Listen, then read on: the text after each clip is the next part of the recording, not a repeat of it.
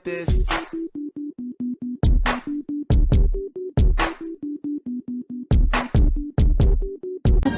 I love you. I don't give a fuck if you like the X or not. I wanted an X so I could see where the buried treasure is. Like, how else am I supposed to find where I buried it? Some of you people don't know how to use your brains, and it's sad. It really is sad. Imagine working a 9 to 5 and coming home from work, checking the phone for the day, and then complaining about a fucking name of an app. Some of y'all are retarded as fuck. Happy birthday to you. Yeah. I talked to brother Tupac, the youngster, 2 days before he was killed. The rift between me and Biggie, that ain't real. He said, they creating that. But here's the next thing he said to me. He said, Prof, what me and Biggie want to do is take control of distribution of rap music. I said, oh boy, do you know what you're going up against? Do you understand the organized criminal networks you're going up against and the two major ethnic groups that run it? He said, yeah, we do. I said, but you and Biggie can't do no shit like this. He said, we're not alone. We are organizing other young rappers. And he was dead within 48 hours of that conversation I had with him. Aha! Aha! They want to ban straws. Has anybody ever tried those paper straws? They're not working too good, right? Has anybody ever tried, seriously, the new straws made out of paper, right? It disintegrates as you're drinking. If you have a nice tie like this tie, this would have no chance. By the time you get finished, the straw is totally disintegrated. Does anybody walk around with a plastic straw? Because it's not bad. You know, you whip it out, boom, boom. You never had to do that. So they want to ban straws. They said, oh, really? What about the cart? What about the plate? What about the knives and the spoons that are plastic?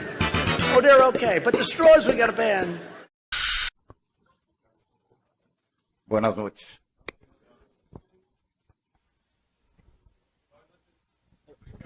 No. ¿Hay alguna dama antes de un caballero que quiera preguntar?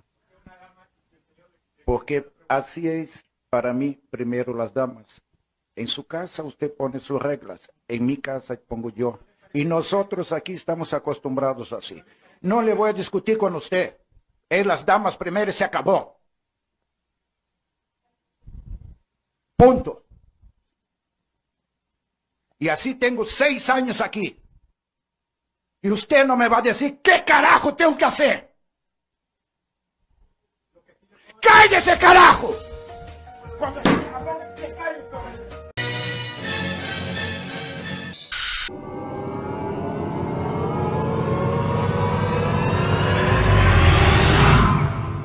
You don't have to go to hell. You're in hell. This is hell.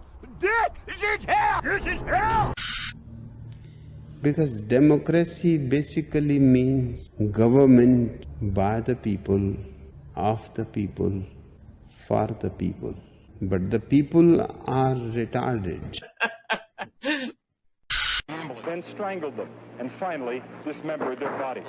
Right. Then do available. and homelessness and all that. And now, the voice you've been waiting for. There is a secret song at the center of the world, and its sound is like razors through flesh. I'm here to turn up the volume.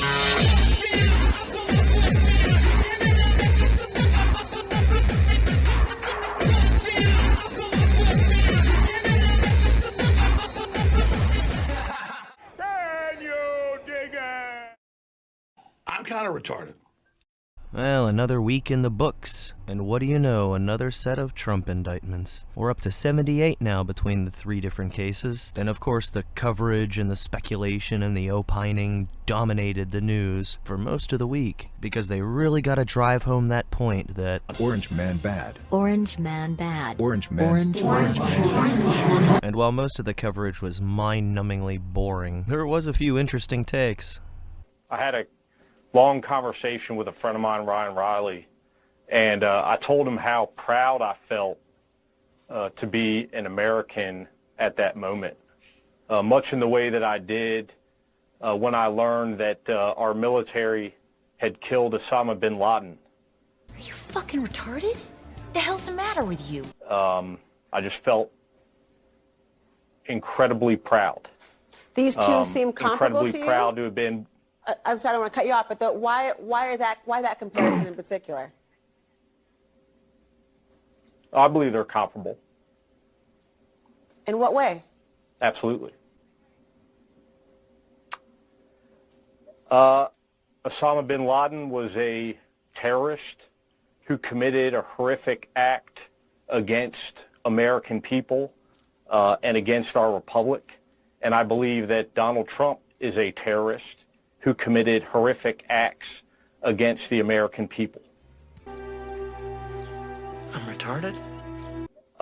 They're still trying to push that comparison between January 6th and 9/11, because those two events had so much in common, right? But comparing a new set of Trump indictments to the killing of bin Laden? Allegedly! Is it even possible for anyone to have a stupider take? Anyone? Anyone? You? Anyone? You? Oh, look at this, we've got a contender. MSNBC contributor and former FBI snitch Al Sharpton decided to weigh in with this. I've never heard of 3 cases on one individual in 3 jurisdictions. So this is serious. But on the other side of it, one day our children's children will read American history. And can you imagine our reading that James Madison or Thomas Jefferson tried to overthrow the government? What did you say, nigga? Can you imagine our reading that James Madison or Thomas Jefferson tried to overthrow the government? He's what you might call a fucking asshole. That's what we're looking at. We're looking at American history, and how it will play out is going to be very important. Yes, just imagine reading that James Madison or Thomas Jefferson tried to overthrow the government. I mean, that's exactly what they fucking did. And then there's also a whole nother level of stupidity where, hey dumbass, do you realize you just compared Orange Man Bad to our founding fathers? I'd have to say that definitely takes the crown for the most boneheaded take, unless I'm missing something. And I've heard some people talking about how, oh, well, this case opens the door for discovery, and now Trump is gonna be able to provide evidence that the 2020 election was indeed. Well, I wouldn't count on that shit. I mean, you're talking about a DC judge that's already handed down some of the harshest sentences to some of the J6 defendants. So if you really think she's gonna let his lawyers waltz in there and relitigate the 2020 election, you're setting yourself up for some serious fucking disappointment. And there's a good chance he's gonna get convicted on these charges, but there's an equally good chance it'll end up getting overturned by the Supreme Court, because Jack Smith made some big mistakes whenever he was putting on the evidence in this indictment. One of the biggest pieces of evidence was the speech that Trump gave at the Ellipse, only he omitted a key part of the speech, namely when Trump said we're gonna march peacefully and patriotically. This is not a mundane detail, Michael! For you to not mention that part, it's gonna end up being a problem. And another thing this case hinges on is the concept that we can prove that Trump knew he was lying. And their basis for that is, well, some of his lawyers around him were telling him that he lost. Of course, there were other lawyers that were telling him, no, we can actually call for an investigation into the irregularities. It's not as if they have a tape of Trump saying, well, I know I lost, but I think we can steal this, or something to that effect. That would be proof that he was lying and that he knew he had lost, but tried to steal the election. And even Dershowitz has come out and said that this case is lacking in substance. So for right now, that's all I have to say about that. And while the media spent all week droning on and on about that shit, this next story went away about as quickly as it popped up. 2 U.S. Navy sailors selling military secrets to the Chinese? Why would this get shoved to the background? I'm guessing for the same reason that these articles conveniently leave out pictures of the sailors. They know the percentage of people that just peruse the headlines and don't even bother reading the whole article. You contrast that with the numbnuts Massachusetts Air Guardsman that just leaked some of the real numbers of shit of what's actually going on in the Ukraine. They plastered his fucking face everywhere they could. Whereas these guys were selling diagrams and schematics to the Chinese, including the radar system that we use in Okinawa. And yesterday when I was flipping through the channels, I happened upon the very end of the US-Sweden Women's World Cup match. I don't really pay much attention to sports at all anymore, let alone women's soccer, but I do love a shootout. So when I saw that's what was about to happen, I thought, well, I'll check this out. And what I saw turned out to be the Maybe Karma is Real story of the week. I watched this insufferable slag completely miss the goal. It wasn't like it bounced off the crossbar or the goalkeeper snatched it up. She completely flubbed it.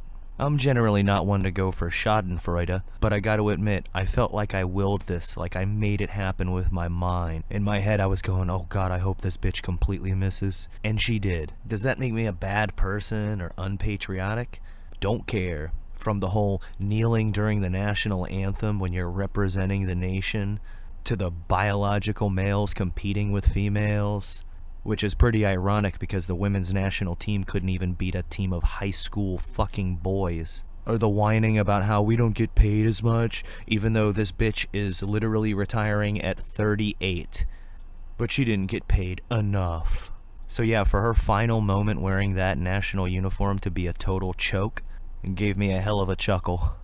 And this past week saw the U.S.'s credit rating get downgraded. Former Federal Reserve Chairwoman and Treasury Secretary Janet Yellen, who bears a striking resemblance to a Pekingese, had this to say.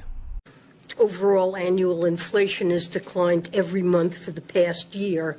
Yes, overall inflation has declined every month for the past year, meaning it's not going up quite as fast as it was. Not that prices are coming back down, it's just that the increase isn't ratcheting up quite as fast. And our economy continues to grow. It's false. In the longer term, the United States remains the world's largest, most dynamic, and most innovative economy, with the strongest financial system in the world. Pure fiction. Fitch's decision is puzzling in light of the economic strength we see in the United States. I strongly disagree with Fitch's decision, and I believe it is entirely unwarranted. It's a total fabrication. Fitch's decision is puzzling. Yes, their decision is puzzling. I mean, just look at all the job growth we've had. It's not like those are shitty-ass service industry McJobs. But yeah, it's fucking puzzling, right? This whole Bidenomics thing is really gangbusters. I carried out my economic vision to move from trickle-down economics to what everyone on Wall Street Journal, from the Wall Street Journal, Financial Times is calling Bidenomics. It's about growing the economy from the middle out and the bottom up, and because when that happens, the folks in the bottom have a shot. They get a chance to raise up, and the wealthy still do very well. It's not to hurt anyone at all. But today's job shows that, jobs report, shows that Bidenomics is working. There's clearly some dementia. He's not lucid.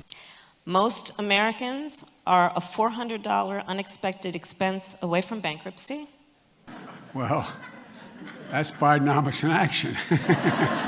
Well, we're boned. Yeah, everything is getting way more expensive, wages aren't going up nearly enough to compensate for it, and everybody's having a harder and harder time making ends meet to the point where they're actually having to put everyday expenses on a fucking credit card. And when you add on top of that the little debt ceiling deal that fuckface McCarthy just made a few months back, basically says that they can run up the debt as much as they want to until 2025, right after the presidential election. There is literally no ceiling on the debt until then, so I'm puzzled as to how this bitch could possibly be puzzled.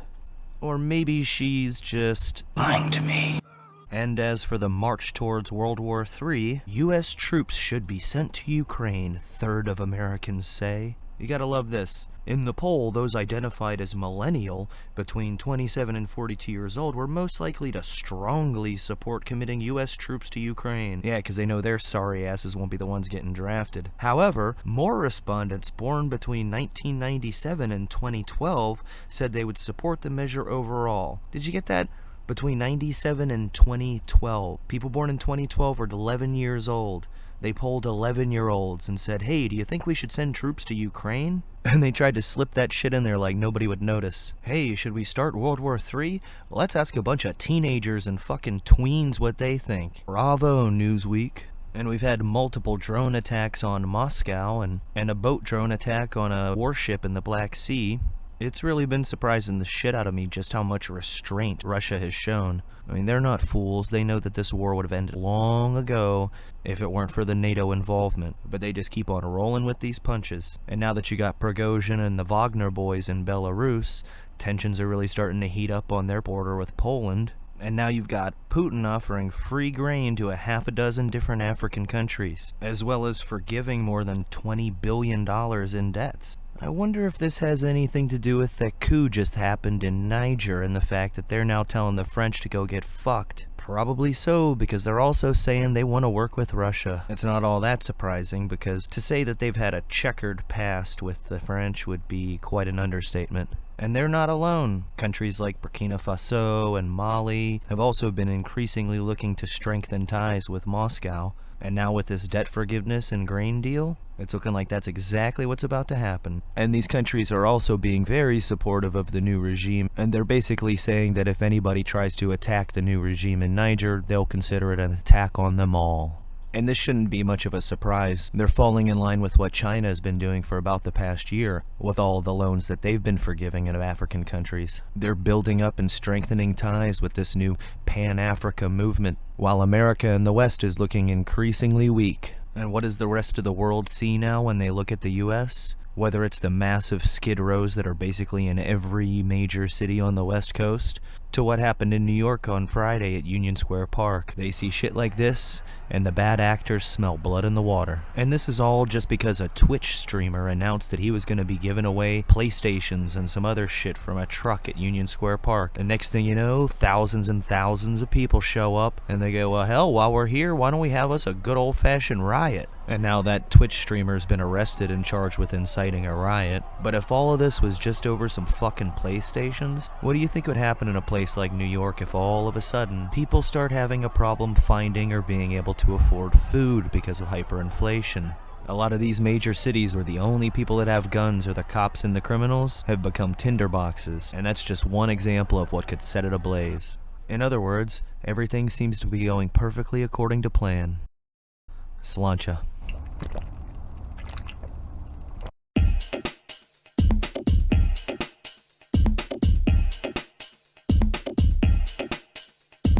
All I have in this world is my thoughts and my words, and I don't break them for no one. You understand? So say good night. So say good night to the bad guy. So say good night. So say good night to the bad guy. So say good night. So say good night to the bad guy. So say good night. So say good night to the bad guy. Come on. Come on.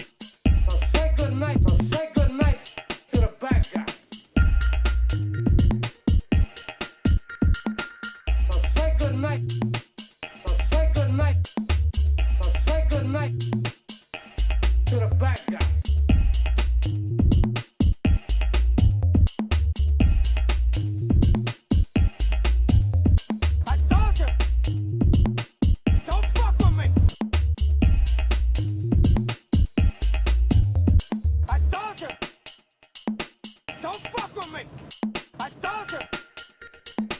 Don't fuck with me. I told you. Don't fuck with me. You stupid fuck. Look at you now.